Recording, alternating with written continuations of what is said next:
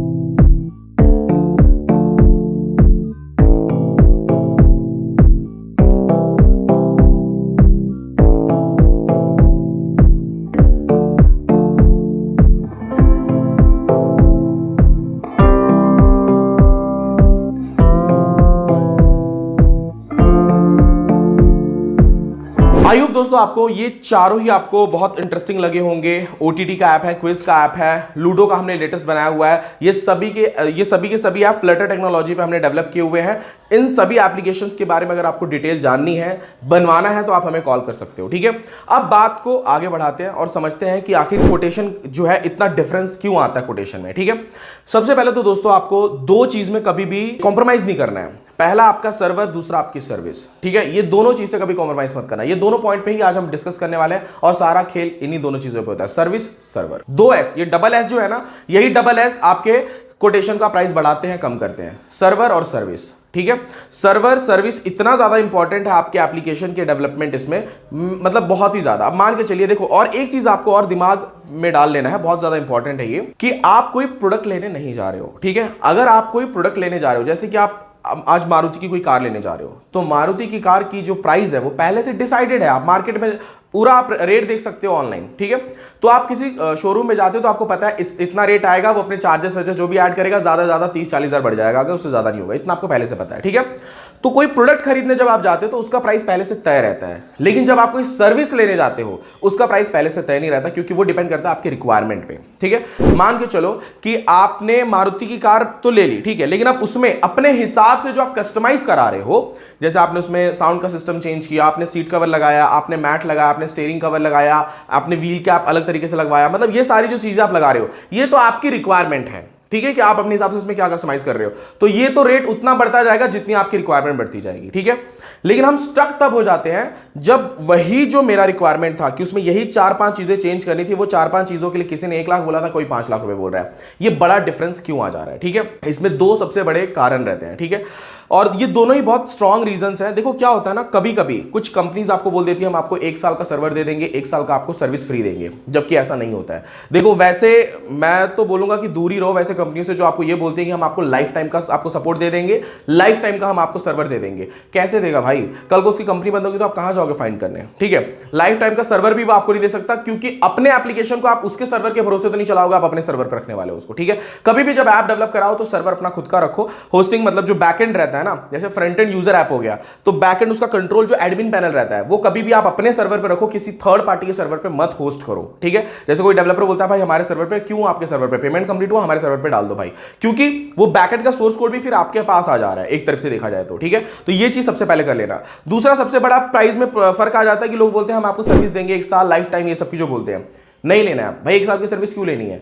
मुझे पता है कि आज अगर आपने एप्लीकेशन बना लिया तो ऐसा पॉसिबल ही नहीं है कि कल उसमें बग्स नहीं आएंगे, कल भी आएंगे, परसों भी आएंगे, नरसों भी आएंगे, ठीक है। आपको क्या करना है, आपको उनसे कॉन्ट्रैक्ट कर लेना है। अगर वो 1 साल का बोल रहा है तो 1 साल का लिखित में लो कि भाई 1 साल तो मेरे को देगा, इसमें कोई प्रॉब्लम आया तो वो सॉल्व करके देगा। बहुत सारी कंपनी जो है डेवलपमेंट कंपनी वो सर्विस नहीं देती है, 1 साल का कोई नहीं देता यार। हम अपने क्लाइंट्स को सिर्फ 1 मंथ का देते हैं, ठीक है। 1 मंथ में हमें पता है कि 1 मंथ तक हम अपने जो स्टाफ है उनको दे सकते हैं, उतना सर्व कर सकते हैं। अभी 1 साल के लिए बीच में कभी भी बग्स आया, ये डेवलपमेंट कंपनी की भी प्रॉब्लम है, पता नहीं वो बोल कैसे देते हैं। मान के चलो आपको कोई बग्स आ गया, अभी मेरे पास टीम नहीं है, फिर टीम है तो उसके लिए मेरे को पे करना पड़ रहा है, तो वो कैसे फ्री ऑफ कॉस्ट सर्विस दे देते हैं। मे भी हो सकता है यहां पे आपका कॉस्ट बढ़ रहा है, ठीक है। और दूसरी चीज है कि आप कॉस्ट कैलकुलेशन करो। जब भी आप कहीं किसी डेवलपमेंट कंपनी के पास जाते हो तो आप अपना कॉस्ट खुद से भी कैलकुलेट कर सकते हो। कैसे कर सकते हो, जैसे मान के चलो आपके एप्लीकेशन को बनाने में 45 दिन का समय लग रहा है, तो 45 दिन के समय में कितने डेवलपर्स लग रहे हैं। जैसे आपका एप्लीकेशन एक ई-कॉमर्स एप्लीकेशन है, ई-कॉमर्स एप्लीकेशन में 3 डेवलपर्स की जरूरत तो पड़ेगी। एक यूआई यूएक्स डेवलपर, दूसरा आपका फ्रंट एंड जो यूजर के लिए ऐप डिजाइन करेगा, तीसरा बैक एंड, ठीक है। तो ये 3 लोगों की आप सैलरी कैलकुलेट कर लो, कितने दिन ये लोग काम कर रहे हैं, प्लस बीच में कंपनी का XYZ प्रॉफिट उसमें ऐड कर लो। इस हिसाब से आप खुद भी प्राइस कैलकुलेट कर सकते हो। अगर डे सबसे पूछो, डेज जो रहता है ना, जो टाइम लगने वाला है, ये आपको लगभग सब सेम बताएंगे, भले प्राइस में डिफरेंस आ जाएगा। टाइम पीरियड आपको सब बताएंगे सही, क्योंकि उनको पता है कि टाइम तो इतना ही लगने वाला है, 2 महीना 3 महीना, उससे ज्यादा तो नहीं लगेगा फेज वाइज अगर आप चाहोगे तो, ठीक है। तो 2-3 महीने के हिसाब से प्राइस कैलकुलेट कर लो। उनके पास आप पूछो कि कितने एक्सपीरियंस बंदे डेवलपर्स हैं, उस हिसाब से प्राइस कैलकुलेट करके खुद भी आप समझ सकते हो कि भाई इसमें क्या लगने वाला है और कितना मेरा खर्चा इसमें जाने वाला है, कंपनी इसमें कितना प्रॉफिट कमा रही है। कुछ चीजें और भी आती है बीच में। अगर किसी कंपनी का जो मतलब किसी कंपनी तो ब्रांड भी होते हैं कुछ कंपनीज के, भाई उनका फिक्स रहता है हमारा इतना लेते हैं हम लोग, हम अपने हिसाब से इतना चार्ज लेते हैं, तो वहां पे अगर आपका बजट अच्छा है तो जाओ। कुछ कंपनी के पास ज्यादा एक्सपीरियंस डेवलपर्स होते हैं, इस हिसाब से वो लोग चार्ज, मतलब अलग अलग कंडीशन में वैरी करते हैं कि भाई अगर किसी कंपनी के पास अगर ज्यादा अच्छे एक्सपीरियंस डेवलपर्स हैं या वो आपके लिए डेडिकेटेड टीम दे रहा है तो पॉसिबिलिटी है कि वहां पे वो आपसे कॉस्ट ज्यादा लेगा। बट ये कम कॉस्ट के चक्कर में देखो क्या होता है ना, आप मान के चलो आप कहीं किसी कंपनी के पास डील करने जा रहे हो, तो आपको उसने XYZ अमाउंट बताया, उसने एक्चुअल रेट बता दी कि उतना उसमें लगने वाला है, क्योंकि आपको प्रोजेक्ट भी बड़ा है। बट सेम चीज आप किसी अदर कंपनी के पास जब जाके बोलोगे भाई मैं इस कंपनी के पास गया था, उसने मेरे को ये कोटेशन दिया था, तो सामने वाला क्या करेगा, उससे कम में आपको कोटेशन दे देगा, 2 लाख 3 लाख सीधा कम करके आपको दे देगा। तो वहां पे आपको सर्विस अच्छी नहीं मिलेगी। देखो आप सर्विस लेने जा रहे हो, सर्विस में प्राइस से कंपेयर मत करो, क्योंकि आप कोई प्रोडक्ट खरीदने नहीं जा रहे हो। प्रोडक्ट क्या है, पहले से बना हुआ है, तो उसमें आप प्राइस जितना कम करा लो वो ठीक है। सर्विस मतलब वो आपके लिए काम करेगा, तो आप क्या खुद आपको अच्छा लगेगा। आपका जो घर बन रहा है, आपने खुद बहुत अच्छा पैसा कमाया, अपना खुद का एक घर बना रहे हो, और आप मजदूर के साथ उसकी मजदूरी देने में अगर आप हिचकिच कर रहे हो तो वो आपका घर भी अच्छा नहीं बनाएगा, 10 साल भी आपका घर नहीं टिकेगा। उस हिसाब से आप एप्लीकेशन डेवलपर को भी अगर आप अच्छा पे करते हो, देखो मैं सिर्फ एक कंपनी वालों की तरफ से नहीं बोल रहा, सिर्फ आपकी तरफ से नहीं बोल रहा, मेरे को पता है दोनों के बीच में प्रॉब्लम्स कहां आती है, प्राइस को लेकर बहुत बड़ा प्रॉब्लम आता है, बहुत बड़े इश्यूज क्रिएट होते हैं। तो आप सर्विस लेने जा रहे हो, जब आप सर्विस लेने जाते हो तो अगर आपको सर्विस अच्छी चाहिए तो उसके लिए सम अमाउंट आपको एक्स्ट्रा पे करना पड़ेगा। देखो अगर 2 गाड़ी वॉश करने वाले हैं ना, अगर एक गाड़ी वॉश करने वाला आपसे 100 रुपए ले रहा है, दूसरा वाला अगर आपसे 150 ले रहा है, तो पॉसिबिलिटी है कि वो जो 150 ले रहा है वो जरूर आपके गाड़ी में पॉलिश को भी यूज करने वाला है, चक्के पे पॉलिश मारेगा, डैशबोर्ड पे पॉलिश मार देगा। ये खुद मैंने मेरे एरिया में देखा है। एक जगह 100 रुपए लेता है तो वो बढ़िया से वॉश करता है बट पॉलिश नहीं मारता, जो 150 वाला लेता है वो पॉलिश भी मार के देता है ना। तो चीजें अगर प्राइस में डिफरेंस आ रहा है तो क्वालिटी में भी फर्क आएगा, और सर्विस में क्वालिटी ही मेन होती है, क्वालिटी आपको अच्छी लेनी है, ठीक है।